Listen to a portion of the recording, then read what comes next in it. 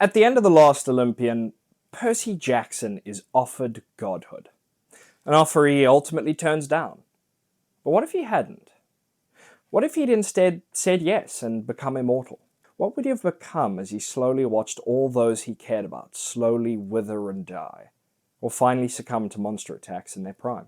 Would he become surly, detached, cynical? Because that's starting to sound awfully familiar, isn't it?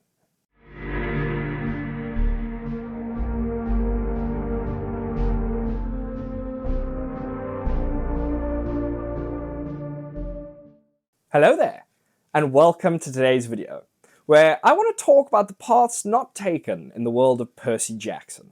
I want to take you guys on a bit of a journey showing that Percy actually made the correct decision in rejecting godhood, because if he hadn't, he would have become Dionysus. Today I want to explore how Dionysus is actually the god of demigods and represents not only the turning point in Percy's journey, but also how Percy's commitment to breaking the cycle of the gods is best symbolized by the god of wine.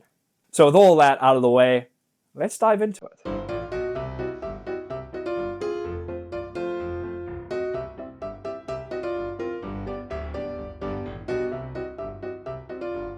Now, it's really easy to just dismiss Dionysus as the series' gag character. I mean, despite his undercurrent of power, the story still presents Dionysus as a bit of a joke. I mean, when he's introduced, he's described as a cherub that went middle-aged in a trailer park, constantly looking hungover and bemoaning the restrictions that have him drinking Diet Coke instead of the wine he so loves. As an audience, we're encouraged to laugh at his babysitting punishment and his open disdain for the demigods, a disdain that results in him actively choosing to call them the wrong names. Yes, he's a god and thus incredibly powerful, but he's presented to us as an almost washed up god. But that surface level read misses something crucial. Dionysus is the only god in the series who knows exactly what Percy is risking. But here's the thing, Dionysus isn't like this because he doesn't care. He's like this because he did. Dionysus started out his life as a demigod, unlike the vast majority of Olympians. He had to earn godhood rather than simply being born into it. And because of that, he remembers what it's like to be afraid, to lose the things important to him. He knows what it is to have to compromise. Compare that to gods like Zeus or Hera or Ares. I mean, they're all gods who expect their commands to be followed without question, and to have those beneath them just worship them for their mercy. But Dionysus is different. Sure, he expects those around him to follow his commands without question, but it's always because he's more powerful, not because he thinks it's innately deserved. Which also means that, unlike the other gods, Dionysus didn't have to grow into humanity. He didn't have to grow into a conscience. He grew out of it. And that's why it's so important to understand that Dionysus isn't cruel or bitter because he's divine. He's cruel and bitter because he remembers what divinity costs.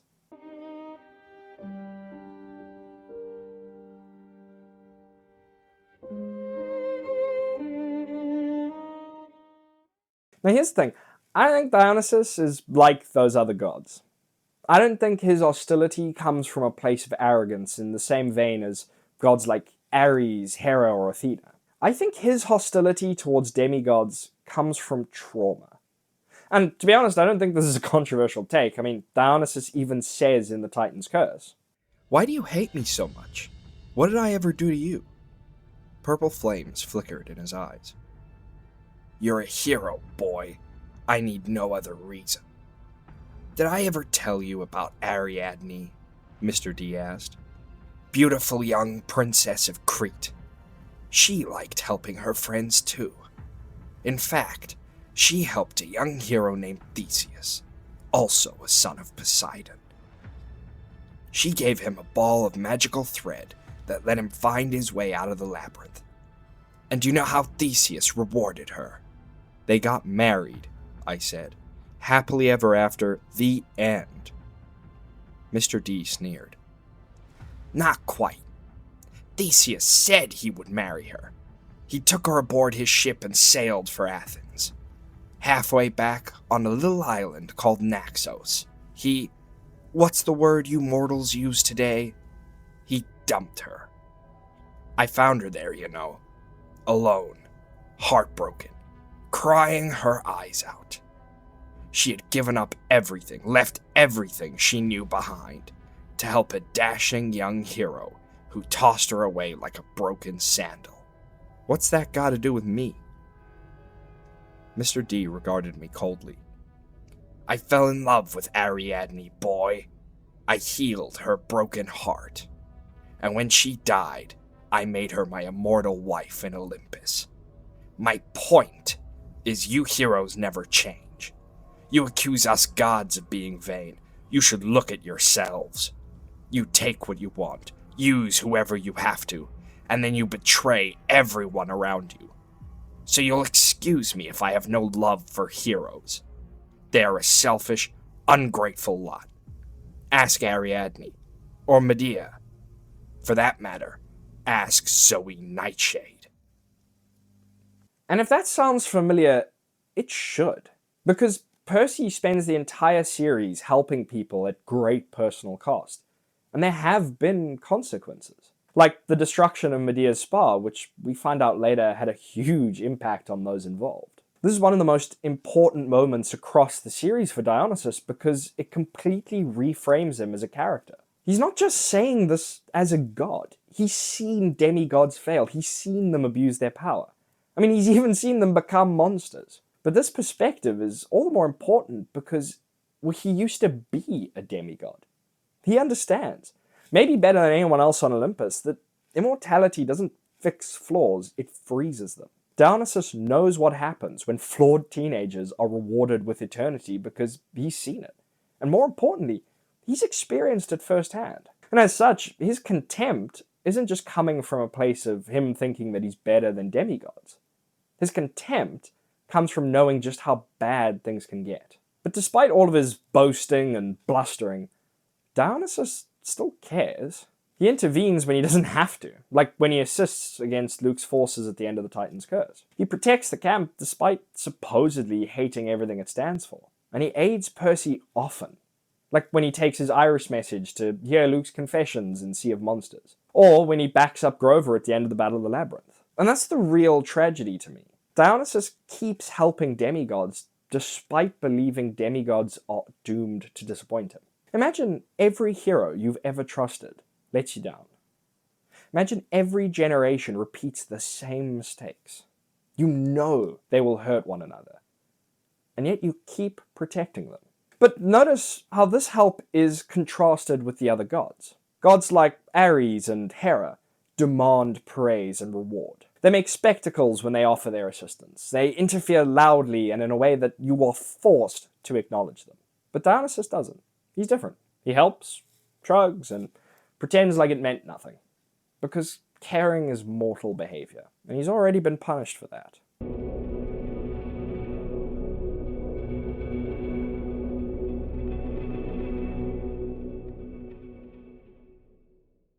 Babysitting Camp Half-Blood isn't just punishment for Dionysus. It's a cruelty inflicted upon him by Zeus, knowing full well the real extent of the damage he was causing. Because at Camp Half-Blood, Dionysus is forced to watch young demigods, kids, just like he was, walk towards the same temptations and make the same mistakes. I mean, imagine that for a moment. Imagine being responsible for a place filled with younger versions of yourself, all in the process of making the mistakes you've come to regret, or beholding the aspirations that you now shake your head at and recognize as misguided and childish. He's forced to watch 1,000 different versions of himself without truly being able to help them. And worst of all, Zeus has prevented him from drinking wine, making it absolutely impossible for Dionysus to numb himself the way he otherwise would. But it goes even further beyond that. I mean, it's made pretty clear throughout the series that half-bloods don't exactly have fantastic life expectancy, which means that Dionysus must be pretty well aware that most demigods won't survive into adulthood. So in reality, Dionysus is forced to watch demigods form friendships, fall in love, watch these demigods dream about futures they may never reach, but unlike Chiron, Dionysus doesn't have the endless optimism. He believes in the far harsher reality that if demigods are successful and do survive, then they'll have to become the worst versions of themselves to do so, or they die. Camp Half-Blood becomes a graveyard and death and broken futures, and Dionysus has front row seats. See, Olympus didn't send Dionysus to Camp Half-Blood to protect demigods. They sent him there to remind him of everything he lost. And that's where Percy comes in.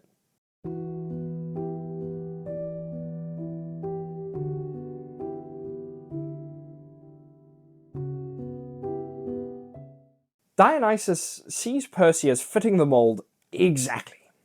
He sees him as an arrogant hero willing to use and abuse all those around him to achieve his own goals. This belief is so set that Dionysus is unwilling to see any of the other qualities Percy possesses. Dionysus assumes Percy is like any other demigod, and as such, he's probably chasing immortality and fame, and the results will be a disaster. And here's the thing, I don't think he'd be entirely wrong. I mean, think about it. Imagine if Percy had actually accepted Zeus's offer. He would be a god, eternally strong and youthful, always at his father's side, forevermore, nothing more significant than a piece in the Olympians' power struggles and family dynamics. Just like Dionysus. Percy would be forced to watch as Annabeth aged, or maybe she lost a fight to a monster. He'd be forced to watch Grover slowly fade. He would transition from a living memory held by those he holds dear into a myth like the other gods. He'd have to learn detachment from everything not immortal as a survival mechanism. He wouldn't become like Zeus, a god focused on power and maintaining it. His sarcasm would become sardonic. He'd become tired. He'd learn to hide his compassion so that he couldn't be hurt ever again. Just like Dionysus. But then something happens that Dionysus didn't think was possible. Percy looks at the Lord of the Sky and he says no. He turns down godhood.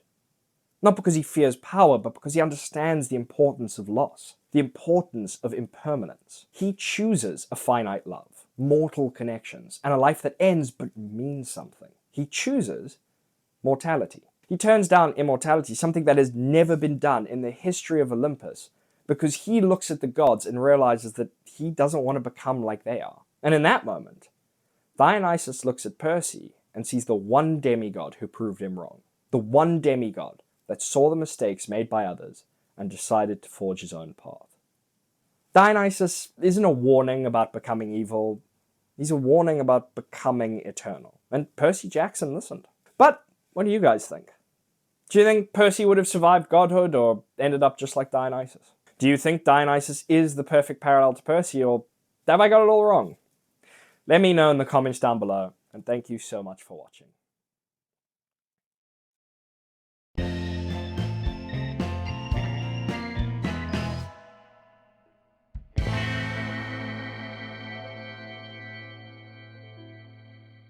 That was a fun one. It's really nice to be back.